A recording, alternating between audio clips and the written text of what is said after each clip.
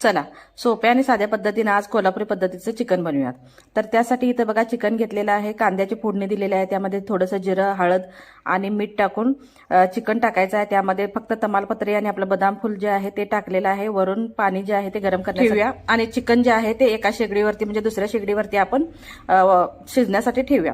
आता दुसऱ्या शेगडीवरती इथं तवा ठेवलेला आहे, त्यामध्ये कांदा घेतलेला आहे, 2 कांदे घेतलेले आहेत उभट चिरून, ते व्यवस्थित भाजून घ्यायचं आहे। नंतर टमाटर, खोबरं, आलं लसूण पेस्ट, थोडंसं मगज, तीळ आणि जिरं हे व्यवस्थित असं भाजून घ्यायचं आहे आणि शेवटी त्यामध्ये कोथिंबीर टाकून मस्त असं आपण त्याचं बारीक अशी पेस्ट बनवून घ्यायची आहे। आता इथं चिकन शिजलेलं आहे, चिकन मधलं आपलं जे शिजलेलं चिकन आहे ते काढून घेऊया आणि रस्सा एका बाजूला आपण म्हणजे जे आळणी आहे ते एका बाजूला ठेवून देऊया शिजण्यासाठी। परत आता दुसऱ्या बाजूला एक भांडं घेऊया, भांड्यामध्ये तेल कडकडीत गरम करायचं आहे, तयार मसाला त्यामध्ये टाकायचा आहे, थोडा वेळ वाफवून घ्यायचा आहे आणि नंतर त्यामध्ये धना जिरा पावडर आणि थोडासा गरम मसाला टाकायचा आहे, थोडंसं कोल्हापुरी आपलं घाटी मसाला टाकायचा आहे आणि आपण शिजलेलं जे चिकन काढून घेतलेलं आहे ते टाकायचं, वरून कोथिंबीर टाकायचं, थोडंसं आळणी पाणी टाकायचं आणि मस्त याची चिकनची ग्रेव्ही जी आहे ती तयार झाली।